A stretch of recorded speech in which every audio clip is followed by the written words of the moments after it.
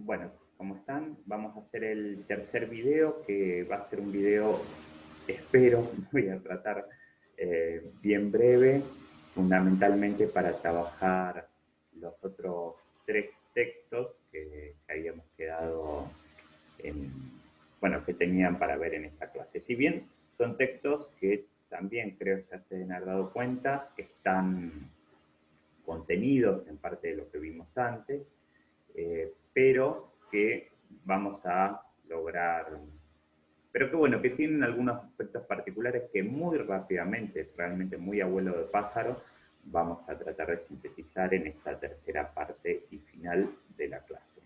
Como les decía, de nuevo, no se preocupen demasiado si hay cosas que no les quedan claras, son elementos que se van a ir consolidando, igual en la reunión de Jitsi lo charlamos.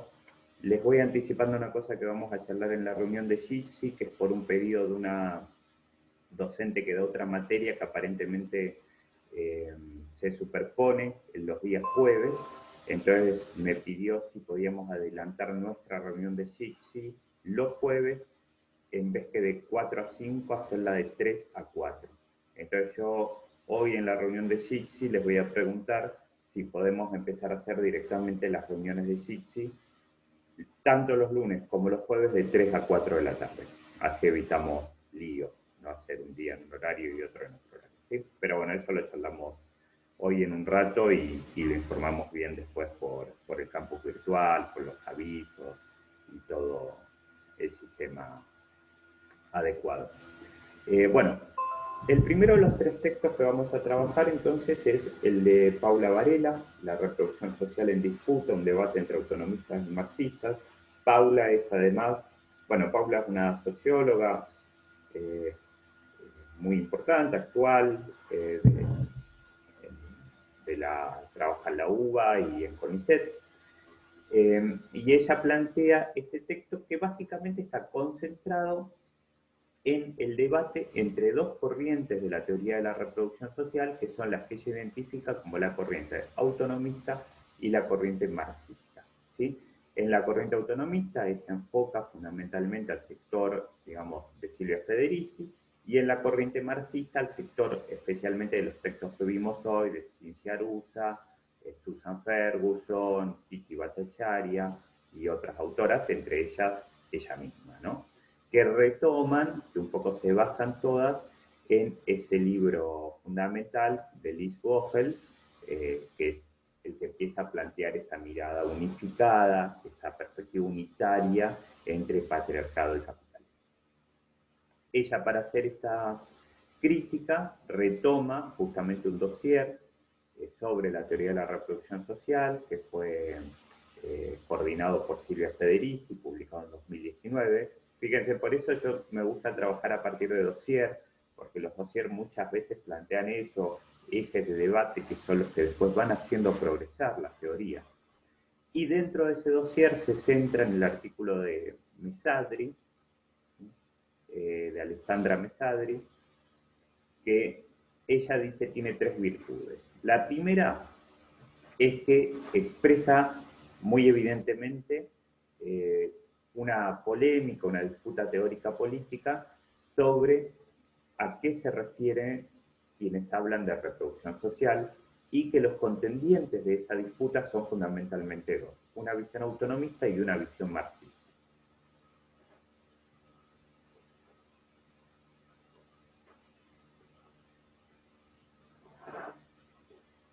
Una representada, la autonomista, por Silvia Federici y otras teóricas, y la otra expresada por el libro que compila Bhattacharya, el cual retoma las planteadas de Liz Bohel y cuenta con aportes de otras teóricas como Susan Ferguson o Cynthia Rousseau. La segunda cosa que destaca del artículo es que plantea el núcleo del debate teórico, ¿no? Y el núcleo para ella es la definición de qué es y qué papel cumple en el capitalismo contemporáneo el trabajo de reproducción social y cuál es la relación con el trabajo de producción de mercancías, o para decirlo en términos más marxistas, con la producción de valor. Para ello, ese artículo de Mesadri retoma el debate desde sus orígenes, desde los desarrollos de María Rosa de la Costa y Selma Shane, como teóricas fundantes de la visión autonomista y los desarrollos de Vogel como la teórica que elabora el núcleo duro de la visión marxista sobre el cual se basan las elaboraciones posteriores. Y se concentra particularmente en la definición de un punto clave, que es este debate sobre si el trabajo de reproducción social produce o no produce valor, ¿no? Esa discusión que ella misma dice puede parecer casi un preciosismo teórico, ¿no? Una cosa muy abstracta, se muestra acá con toda su relevancia. Y la tercera cuestión que destaca es que en el debate que plantea Mesadri establece claramente que esa cuestión que parece muy teórica, muy abstracta, de si el trabajo doméstico produce valor o no, genera conclusiones relacionadas con cuáles son los territorios claves de la lucha contra el capital, quiénes son los sujetos que tienen que protagonizar esta lucha contra el capital y qué papel juegan las mujeres en esta lucha. En síntesis, qué formas políticas asumiría una perspectiva que busque trascender el capitalismo en la actualidad, ¿no? En la etapa actual.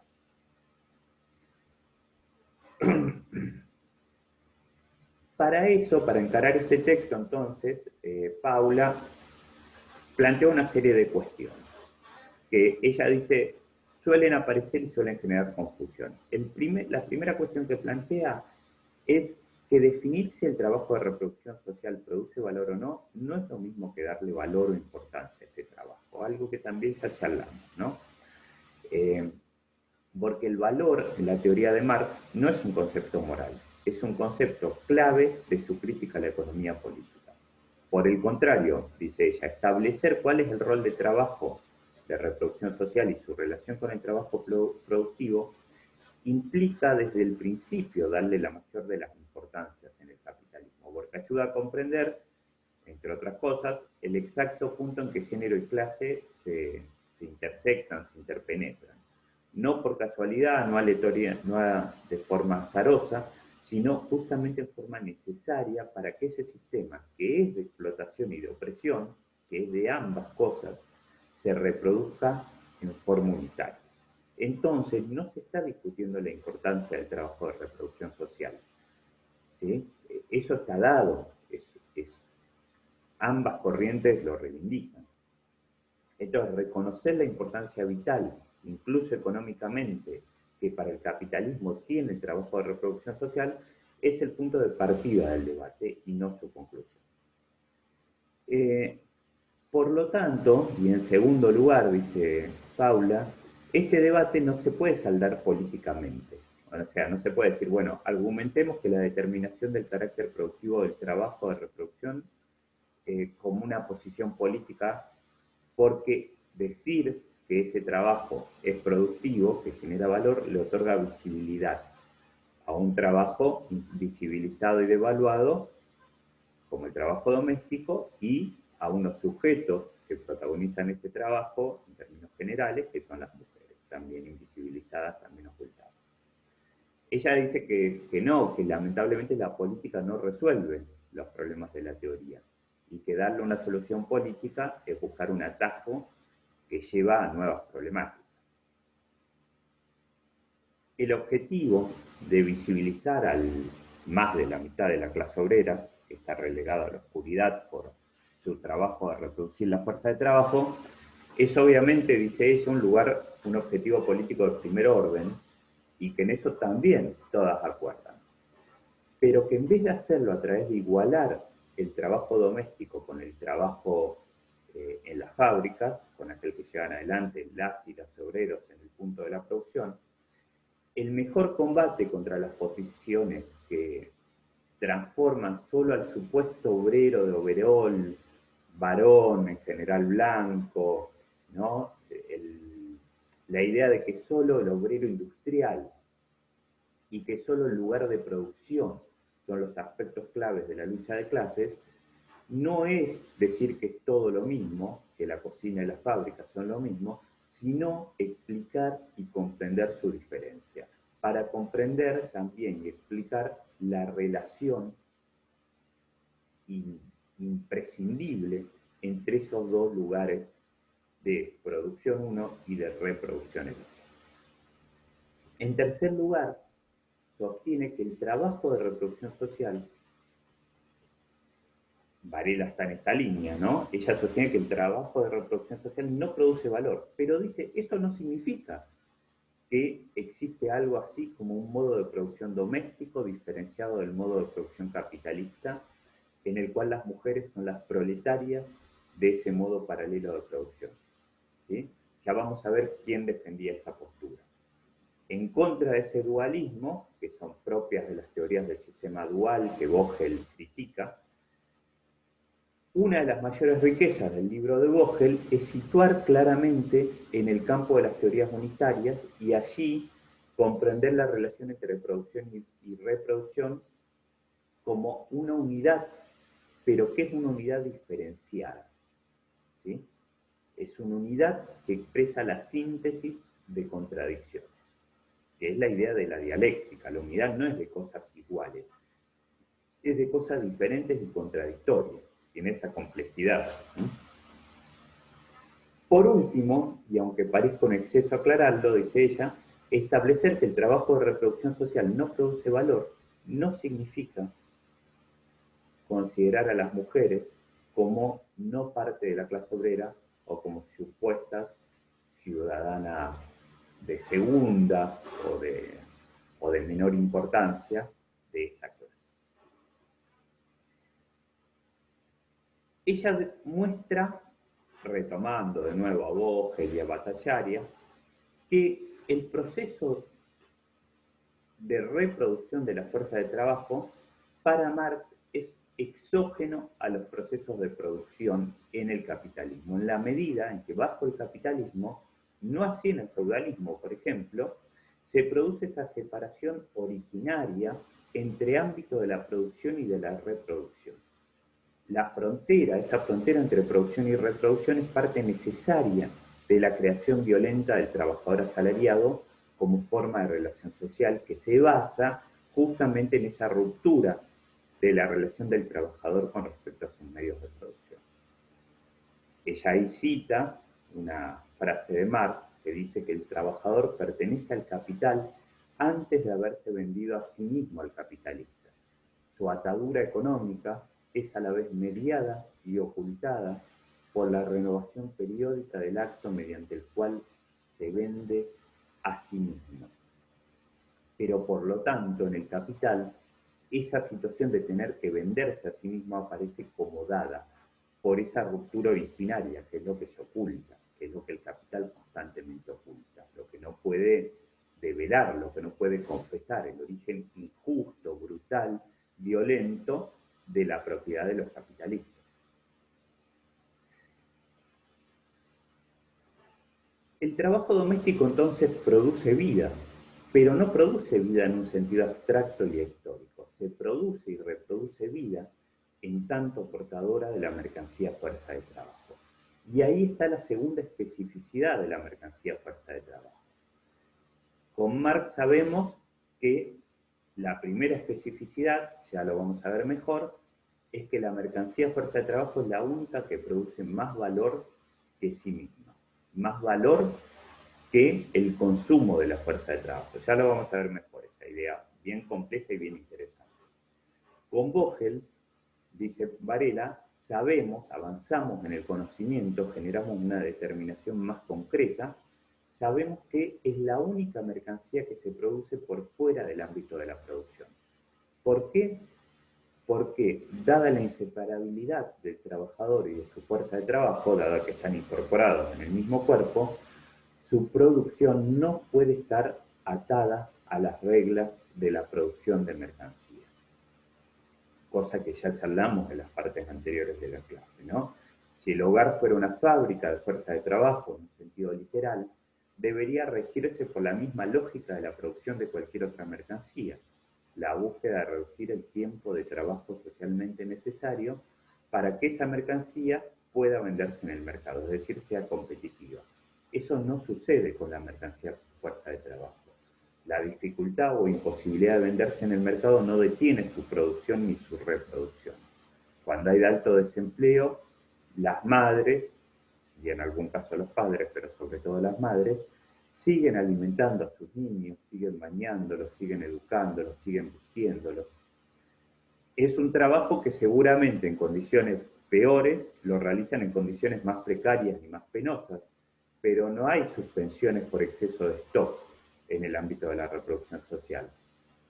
Las madres no dejan de cuidar a sus hijos porque haya muchos hijos para venderse en el mercado de fuerza de trabajo. O sea, la fuerza de trabajo y los trabajadores que la aportamos se reproduce gracias a lo que sucede dentro y fuera del ámbito de producción de valor. Por eso, para entender la reproducción de la fuerza de trabajo, es necesario mirar ambos ámbitos, el de la producción y el de la reproducción, y sobre todo mirar la relación entre esos dos ámbitos. ¿Sí? Mirar esa constante interrelación por tratarse justamente de un proceso unitario. Cuando Da Costa escribió que el trabajo doméstico no solo contribuía a reducir el costo de la fuerza de trabajo, que es algo que aparece como inobjetable, ¿no? Que comparten, sino que producía plusvalía, fue la primera obrerista que llevó al extremo la noción de fábrica social de Tronti, ¿no? de este teórico italiano Mario Tronti, que planteaba la existencia de extracción de plusvalor fuera del ámbito fábrico. ¿Sí? Da Costa es de las que plantea la idea entonces de que el trabajo doméstico genera valor. Sobre esa base, y bueno, sobre lo que Varela destaca como una gran ambigüedad, ¿no? Varela dice que hay una insuficiencia teórica en esa perspectiva, es que se para Federici para plantear la idea de que son las mujeres, en tanto protagonistas de la reproducción social, los sujetos más explotados de la sociedad, de esa sociedad del capitalismo moderno, que ya devino en una fábrica social y donde, por lo tanto, los sujetos prioritarios de la lucha contra el capitalismo van a ser las mujeres, y especialmente las mujeres en el trabajo doméstico. Por lo tanto, ella pasa a considerar el trabajo doméstico como el pilar central de la fábrica social, por el hecho de que allí se reproducen los seres humanos y la fuerza de trabajo.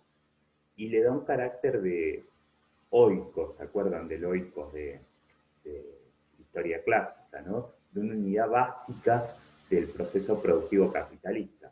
Por eso esa idea de Federici de que lo doméstico es el punto cero de la revolución y por lo tanto el territorio privilegiado de la lucha de clases y de construcción de una sociedad más allá del capitalismo.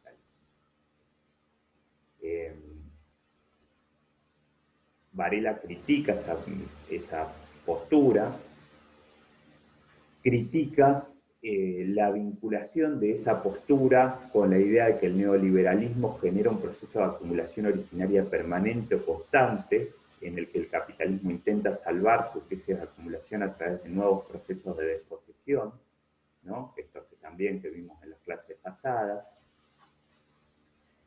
y muestra cómo ese desplazamiento teórico de lo doméstico, ese desplazamiento teórico que va primero del ámbito de la producción a lo doméstico, después se expresa de lo doméstico a lo territorial, haciendo que la lectura original que colocó a las mujeres y su trabajo de reproducción social en el hogar, en el centro de la fábrica social capitalista, se vaya transformando, vinculada con las teorías de los comunes y otros aspectos, en una clave de lectura del capitalismo global en el cual el epicentro estarían en las economías de subsistencia como espacios de resistencia a la lógica de la mercantilización capitalista, y las mujeres de esas economías como ámbito clave de la historia. En resumen, esa clave de lectura, en esa clave de lectura, la globalización capitalista neoliberal terminaría siendo analizada como un ataque a las economías de subsistencia y a las mujeres, y no, y es esto lo que Varela destaca, y no como un ataque al conjunto de la clase trabajadora, que solo el conjunto de la clase trabajadora organizada puede derrotar, ¿sí? y como un conjunto, como un ataque al conjunto de la clase trabajadora, que no solo la ataca en el ámbito de la reproducción, sino también en el ámbito de la producción. Ella dice, se genera una reificación, o sea, se le da una importancia exagerada al ámbito de la reproducción, lo que impide o dificulta mucho la posibilidad de la unidad de las luchas contra ese sistema capitalista y patriarcal que actúa en conjunto.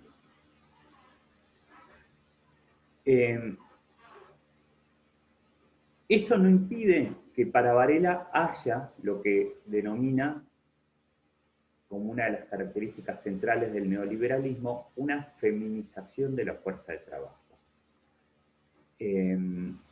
Eso se expresa en el ámbito de la reproducción, donde el intento del capital es transformar la manutención diaria de la fuerza de trabajo en un lugar más de producción de valor. Vamos a ver mucho de esto en la cátedra, cómo el neoliberalismo va tratando de generar que cada ámbito de la vida humana se transforme en un ámbito más de producción de capital. Hasta allí no lo habían sido. ¿Qué hace el neoliberalismo? Va tratando de mercantilizar el trabajo reproductivo. Provisión privada de servicios de cuidado en clínicas, en geriátricos, en jardines, en escuelas, en la comida hecha por grandes cadenas de producción de comida. Ese proceso implica una externalización de las tareas de reproducción por fuera del ámbito doméstico o comunitario, pero no para ser asumidas por el Estado capitalista o por formas comunitarias, bajo la forma de provisión de servicios públicos y gratuitos, sino para ser privatizadas e incluidas en el circuito de producción de valor. ¿Sí? Eso es un ataque al terreno de la reproducción que afecta fundamentalmente a las mujeres de la clase trabajadora que se ven obligadas a disponer de recursos, de dinero, para poder pagar esos trabajos reproductivos en el mercado privado o a multiplicar su autoexplotación de horas de trabajo reproductivo no pago en el hogar o en el barrio ante la ausencia de los servicios públicos. Piensen en esta situación, por ejemplo, en el auge de la cantidad de merenderos y de comederos que están surgiendo en los barrios y cómo esas tareas también, en lo fundamental, son realizadas por mujeres, que también tienen que hacer la tarea de reproducción en sus propios hogares y que también en muchos casos tienen un trabajo asalariado. Ese ataque, entonces, en el terreno de la reproducción, se relaciona con el ataque que sufren las trabajadoras y trabajadores en el terreno de la producción. Es que también tiene como principales afectadas a las mujeres de la clase trabajadora, quienes son mayoritariamente quienes se emplean en los sectores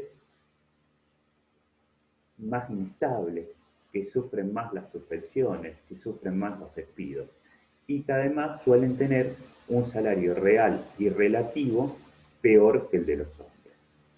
Entonces, esto es con lo que cierra el artículo Varela, ella dice, no está bien lo que dice Federici de que las mujeres son casi las únicas que pueden luchar contra el capital, pero sí, plantea Varela, que las mujeres de la clase trabajadora, no cualquier mujer, sino las mujeres de la clase obrera, actúan como puentes, permite pensar luchas de clase que vayan de la fábrica al barrio y del barrio a la fábrica, en la medida en que la reproducción de la fuerza de trabajo es exógena y endógena al mismo tiempo al lugar de la producción. El siguiente texto, que voy a tratar de hacerlo más corto porque me di cuenta que el de Varela lo termina siendo bastante largo, pero que son todos textos muy interesantes, es el de las visiones del trabajo en la teoría feminista de Susan Ferguson, otra autora muy interesante, ¿no? Ferguson hace una historia del pensamiento feminista sobre el trabajo y dentro de esa historia identifica dos enfoques analíticos generales, ¿no? Los dos identifican que hay una devaluación social del trabajo que realizan las mujeres, los dos identifican las restricciones que sufren las mujeres como características definitorias de la desigualdad y de la opresión femenina, pero difieren en sus conceptualizaciones sobre el poder social y en consecuencia en sus proyectos políticos para la emancipación de las mujeres. El primero de esos enfoques se centra en la división sexual del trabajo, ¿no? Que refiere a las convenciones sociales que asignan a las mujeres la responsabilidad de la reproducción fisiológica, la crianza de los hijos y el trabajo doméstico en las diferentes sociedades de clase, al mismo tiempo que asignan a los hombres otras tareas reproductivas. Voy a ponerle pausa un segundo para buscar un poquito de agua. Ahí está. Bueno, seguimos. Ahí fui a actualizar el mate. Joder. Seguimos. Bueno, entonces ahí hemos quedado en cómo Ferguson, en esa historia que hace sobre el pensamiento feminista en relación al trabajo, identifica dos corrientes. Una que se centra en esa división sexual del trabajo, ¿no? Que asigna a las mujeres las tareas de la reproducción fisiológica, la crianza de los hijos y el trabajo doméstico, y asigna a los hombres las tareas formalmente productivas.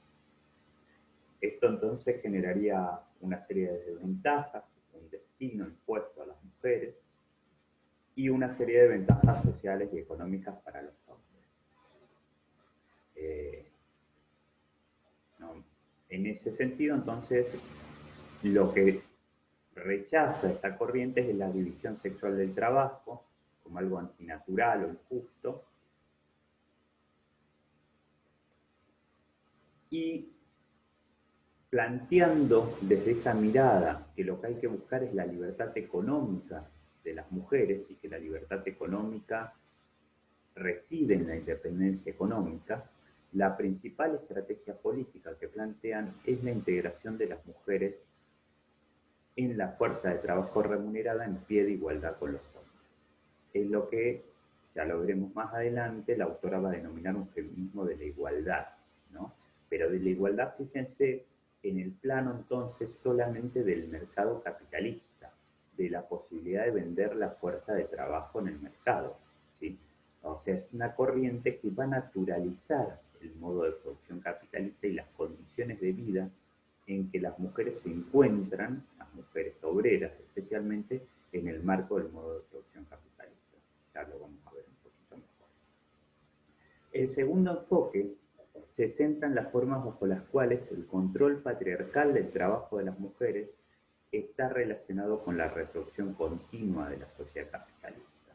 No es la división sexual del trabajo lo que explica la opresión de las mujeres, sino el hecho de que esa división está basada de manera contradictoria, de manera parcial, en la lógica deshumanizante de la acumulación capitalista. ¿Sí?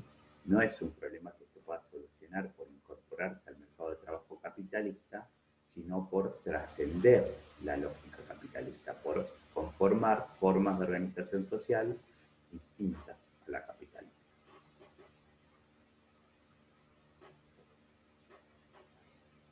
En esta corriente, el trabajo se concibe en un sentido amplio y se destaca la importancia del trabajo doméstico de las mujeres. No se lo minusvalora, ¿sí? Como en la otra corriente. Y ese valor del trabajo doméstico de las mujeres no solo se evalúa en una escala moral, o sea, por su mérito para garantizar una sociedad buena y justa, sino también en términos políticos económicos, destacando la importancia que tiene el trabajo doméstico para asegurar la continuidad de la sociedad capitalista, de ese trabajo doméstico no remunerado, no reconocido, no valorado, invisibilizado.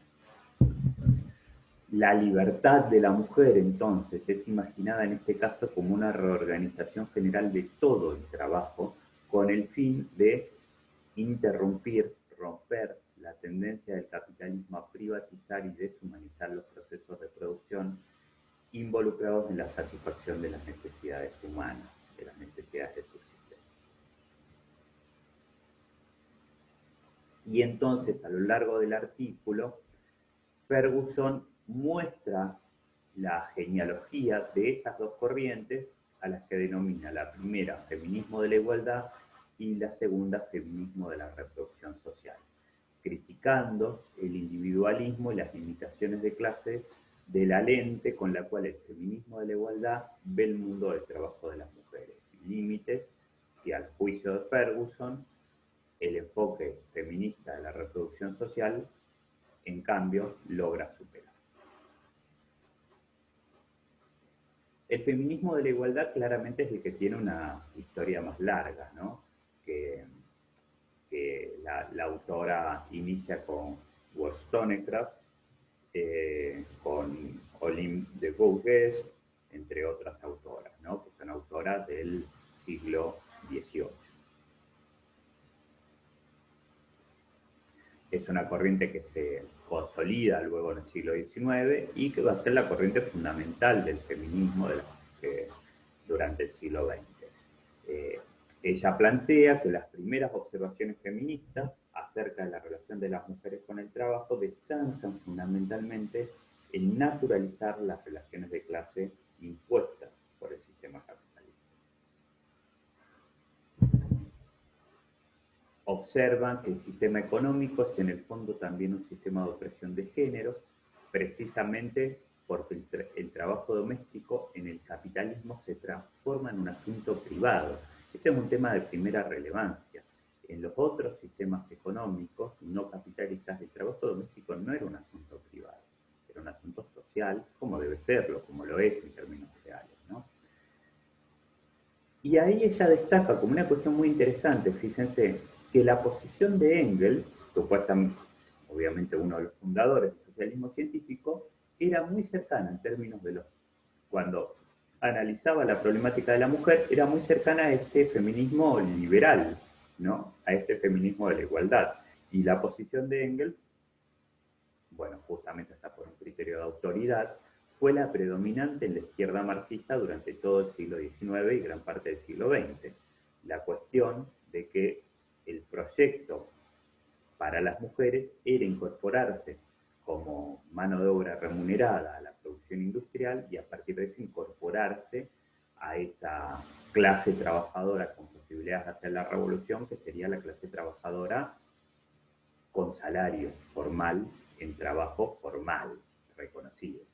Y entonces la cuestión del trabajo doméstico surgía solamente de forma muy esporádica y seguía fundamentalmente invisibilizado, ocultado.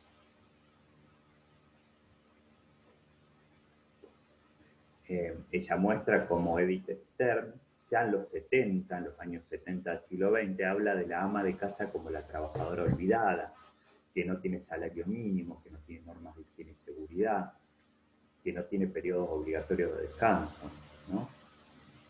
Que no tiene nunca un momento para descansar, nunca siquiera un momento de ocio. Y cómo esto se profundiza, esto lo estudia Claudia John, entre las mujeres negras, por ejemplo, o las mujeres de etnias oprimidas en términos generales en cualquier lugar del mundo, ella lo destaca para las mujeres negras en Estados Unidos, que tenían el doble de probabilidades, dice, de tener que trabajar para ganarse la vida y hacerlo por menos de la mitad del salario que las mujeres blancas. Para esas mujeres negras el trabajo doméstico no era, por tanto, un marcador de estatus de clase media ni una experiencia alienante. Por el contrario, el trabajo doméstico remunerado, porque era trabajo doméstico para otras, indicaba pobreza y racismo.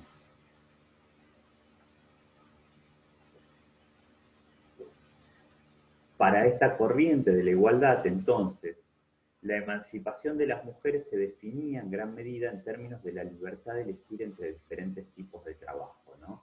Entre la maternidad o la carrera, o tratar de hacer ambas. Podría decirse, dice Ferguson, que en la visión del carácter emancipatorio que tenía el trabajo remunerado, esa visión de que el trabajo remunerado tenía un carácter emancipatorio dominó la agenda del feminismo liberal desde como mínimo los años 60 del siglo XX. Y eso se basaba en el argumento de que la libertad de las mujeres requería igualar sus oportunidades en un mercado laboral desigual.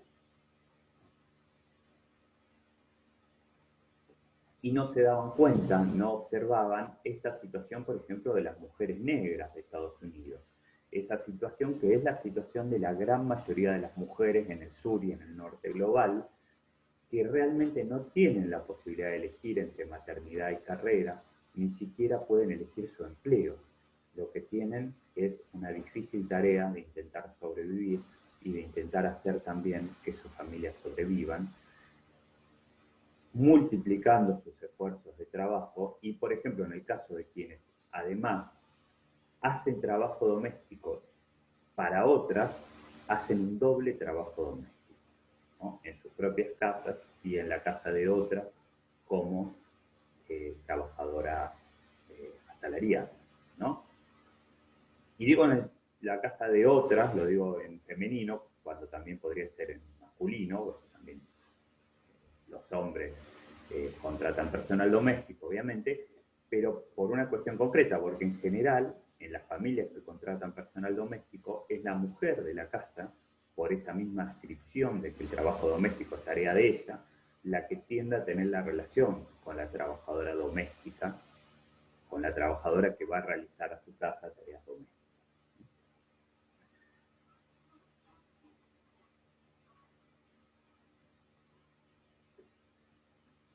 La otra perspectiva, la de la teoría de la reproducción social, eh, para Ferguson se inicia recién en 1969 con un artículo de Margaret Benson, que es la economía política de la liberación de la mujer. Ahí Ferguson destaca que Benson logra ir más allá de una crítica moral política del trabajo doméstico como algo aislante y opresivo, y lo que desarrolla es un análisis sociomaterialista. Y cuando hace eso, sienta las bases para una teoría de la naturaleza patriarcal del capitalismo. Benson utiliza conceptos marxistas, plantea que el trabajo doméstico es trabajo productivo desde el punto de vista económico y por lo tanto capitalista, es decir, que las tareas domésticas que realizan las mujeres para que sus esposos e hijos sean trabajadores en el presente y el futuro son esenciales para los procesos capitalistas de creación de valor.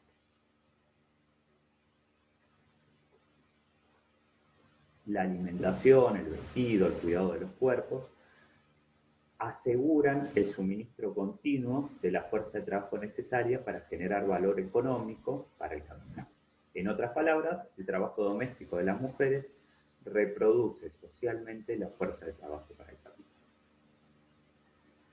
Pero al estar organizado en hogares privados y ser llevado adelante por mujeres que lo realizan no por un salario, sino porque las relaciones patriarcales de género así lo exigen, así lo imponen, el trabajo doméstico no es algo cuyo valor pueda medirse de forma capitalista. Por lo tanto, se lo considera improductivo. ¿Sí? A la vez, al ser caracterizado como un asunto privado, se le otorga poco o nada de reconocimiento cultural. ¿Cuál es entonces la relación entre trabajo doméstico y trabajo productivo en la formación de valor? El debate sobre si el primero crea directamente plusvalía o no, cómo se entrecruza la organización patriarcal del trabajo doméstico con la organización capitalista del trabajo productivo. Bueno, esos debates que vimos en las partes anteriores de la clase son los que emergen de este artículo de Benson y los que, por ejemplo, se retoman fuertemente en el debate sobre el trabajo doméstico impulsada por la campaña internacional de salario para el trabajo doméstico, que era el segundo artículo, ¿se acuerdan?, de la clase donde vimos a Federici, de la clase anterior.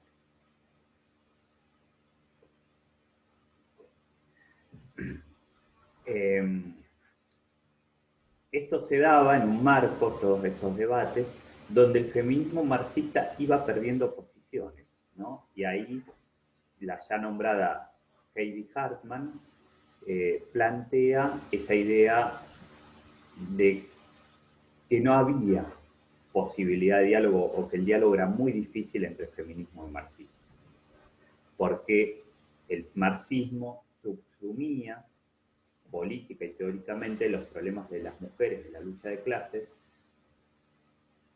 y fallaba al analizar el supuesto interés material de los varones en la opresión de las mujeres. Esa insuficiencia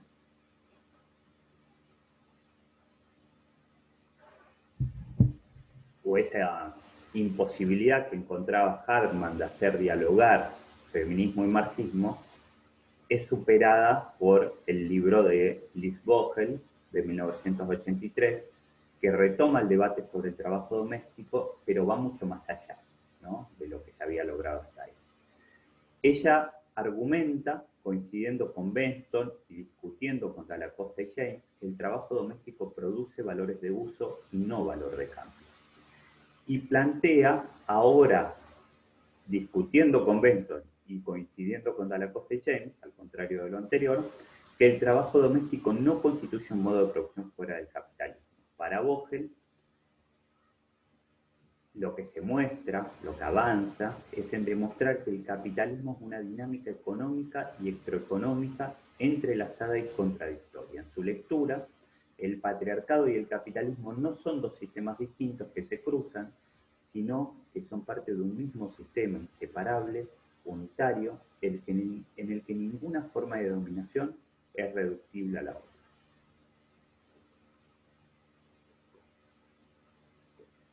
Ella desarrolla entonces una teoría en la que muestra que el trabajo de reproducción social, que el trabajo reproductivo, es al mismo tiempo concreto y abstracto.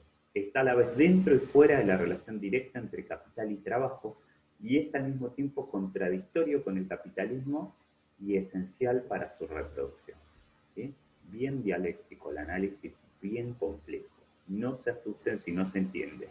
Son cosas que van a ir recantando con el tiempo, espero, bueno, lo más probable, sobre todo si les interesan estos temas, ¿no? El avance teórico clave de Vogel es mostrar que la opresión de las mujeres no se basa en el trabajo doméstico por sí mismo, sino en las relaciones generizadas de la reproducción biológica y social de las personas, y más específicamente en las contradicciones que caracterizan la relación de la reproducción social con el trabajo asalariado. Las mujeres, por la organización social de sus capacidades biológicas para dar a luz y amamantar, por una situación concreta, quedan situadas en el corazón de esa contradicción. Y Vogel postula que esa relación proporciona una lógica sociomaterial para la opresión continua que experimentan, que sufren las mujeres bajo el capitalismo.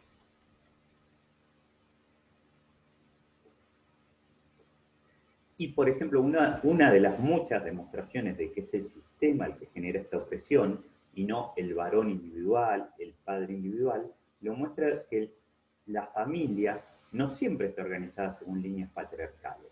Las madres solteras y las jefas de familia que quedan solas siguen siendo oprimidas, pese a que su trabajo doméstico quizás no beneficia a ningún varón adulto en particular. Lo que beneficia es un sistema que es patriarcal y capitalista y que entrelaza ambos elementos. Otra autora muy interesante que retoma es Robin Truth Gutman, que relaciona la preocupación culturalista por la formación del sujeto revolucionario, del sujeto que puede cambiar la sociedad, con la contradicción entre producción y reproducción propia del capitalismo. Ella retoma estudios que mostraban cómo el capitalismo neoliberal va intentando subsumir, parte de lo que ya vimos en la clase, todos los aspectos de la vida en el trabajo. Y en esa línea muestra que la feminización del trabajo es el mecanismo fundamental del neoliberalismo para intensificar la explotación. No es cualquier sujeto del trabajo el que tiene valor para el capital, es el sujeto trabajador devaluado por su feminización previa y continua. O sea, cuando al sujeto trabajador se lo feminiza, se lo devalúa en el marco de este sistema patriarcal y capitalista. Las capacidades de las mujeres para trabajar son devaluadas, no son consideradas como válidas, no son validadas, no son remuneradas en relación a su formación.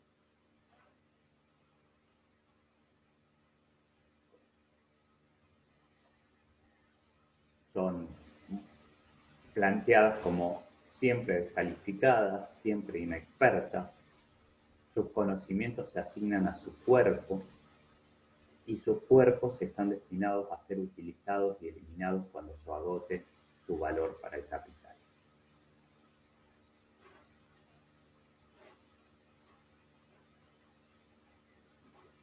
Pero aún así, Goodman encuentra en esa situación, que también ya la nombramos bastantes veces, de que en la reproducción de la vida, en esta producción para satisfacer las necesidades humanas, hay un lugar que es irreductible al ritmo y el pulso de la producción capitalista. O sea, hay un lugar que es irreductible al control total del capital, porque existe una temporalidad diferente. El trabajo de reproducción biológica, del cuidado, del servicio, de la socialización, que está necesariamente involucrado en la producción de sujetos, no puede ser absolutamente controlado por el capital. Y ese trabajo crea y satisface necesidades y deseos que son muchas veces excesivos para el capital, que son incontenibles e intraducibles, que el capital no puede asimilar. Entonces ahí, para Ferguson, hay un lugar de rebeldía muy interesante, similar al que ya vimos que planteaban otras autoras. El último artículo, que vamos a explorar muy rápidamente, es un artículo mucho más de historia, como se habrán dado cuenta. Se llama Chicas como tú, género, clase y trabajo en la Argentina reciente, un balance desde la historia social. Es un artículo escrito por Andrea Andújar y Débora D'Antonio, dos autoras argentinas, historiadoras jóvenes. Andújar quizás alguna la puede haber tenido como docente en nuestra universidad en algún momento, ojalá la hayan podido disfrutar. Y bueno, básicamente Débora y Andrea lo que hacen es un recorrido por la historia de las mujeres y los estudios de género vinculados al trabajo en los últimos años en Argentina, ¿no?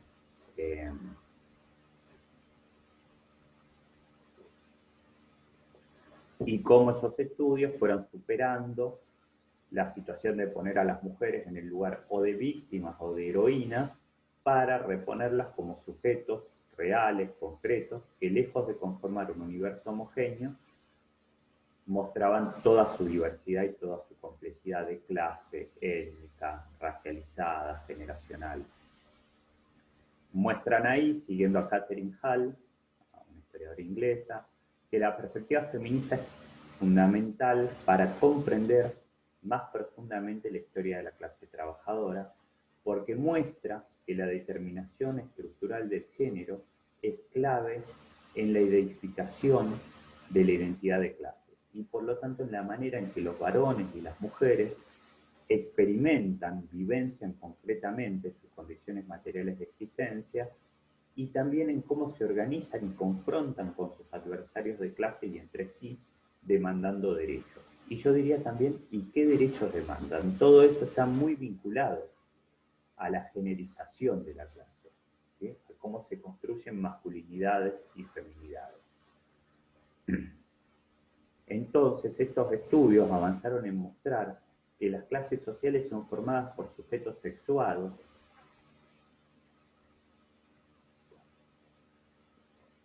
quitándole cierta esencialización que a veces se construía de esos sujetos y de sus prácticas, y mostrando la multiplicidad de espacios sociales y de dimensiones que siempre están operando para explicar la experiencia obrera. Y a la vez evidenciaron estos estudios las diversas formas de trabajo que convivían, y aún lo hacen, bajo el capitalismo, además de las asalariadas, ¿no? Y que son nodales para la reproducción del capital, tales como las relativas al cuidado o a la atención familiar, llevados a cabo casi únicamente por mujeres. Muestran allí cómo se realizan estudios sobre distintas etapas, van reconstruyendo estudios sobre la primera mitad del siglo XX, perdón, los ruidos de fondo, luego sobre los grandes procesos de lucha de los 60 y 70. Por ejemplo, allí se inscribe entre ellos artículos muy interesantes y recientes que van mostrando cómo cuestiones que siempre se habían presentado como fuertemente masculinizadas, como el cordobazo, en realidad estaban en gran medida, como no podía ser de otra manera, protagonizadas por mujeres, y a la vez van también generando inflexiones o al menos problematizaciones en torno a las periodizaciones clásicas, por ejemplo, de nuevo en ubicar al cordobazo como parteaguas absoluto y empezando a mostrar cómo algunos conflictos que habían ocurrido en Tucumán en 1967, en gran medida protagonizados por mujeres de la clase trabajadora, operaron como un factor de ruptura previo al cordobazo y sin el cual el cordobazo no podría ser explicado.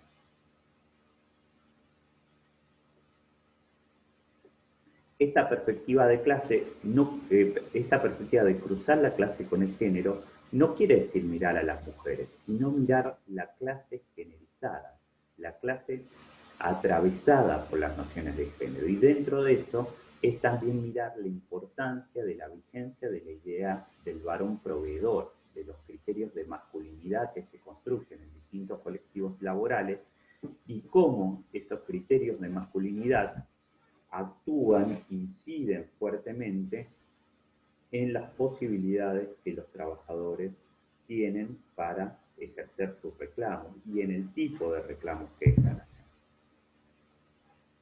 Bueno, luego se centran más en los trabajos aún más recientes sobre la etapa neoliberal. Allí retoman, por ejemplo, trabajo de Mónica Gatica sobre el Parque Industrial de Trelew, o trabajos de Débora Sasso, más recientes también sobre el Parque Industrial de Trelew y el rol de las mujeres en el Parque Industrial de Trelew.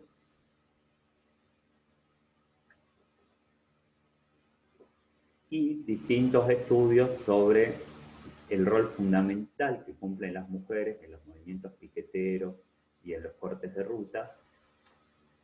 Y como les decía, también de los varones, ¿no? Pero desde esa perspectiva que generiza la clase, que muestra la importancia de incorporar estos criterios teóricos a nuestros estudios sobre la clase. Y a nuestros estudios sobre historia en general, ¿no? En este caso se centran en los estudios sobre clase obrera. Y bueno, todo esto se expresa en un proceso que está íntimamente relacionado con los procesos de lucha social y política. O sea, fundamentalmente lo que evidencian las autoras es que el avance de las investigaciones que muestran y que profundizan en la importancia del rol generizado de la historia, del rol generizado de la clase, surgen, empiezan a aparecer concretamente estas investigaciones, mujeres especialmente, pero también varones que empiezan a estudiar estos procesos históricos a partir de una mirada generalizada, cuando se profundizan los procesos de lucha social protagonizados por mujeres. ¿Sí? Y esto termina de evidenciarse con un auge muy fuerte que destacan las autoras de los estudios de clase y género. Fíjense, justamente la cuestión de cruzar clase y género se vincula íntimamente con la teoría de la reproducción social. En estos últimos años, con el auge de las luchas sociales en torno al Me Too o a el Ni Una Menos o a tantas campañas por los derechos de las mujeres, y especialmente con el surgimiento de estas medidas muy impresionantes que creo que han surgido en los últimos 3 años, de las huelgas internacionales de mujeres, ¿no? Bueno, cerramos con esto. Disculpen si se hizo excesivamente largo, espero se haya entendido y nos encontramos a las 3 de la tarde, no, perdón, hoy a las 4 de la tarde en la reunión vía Jitsi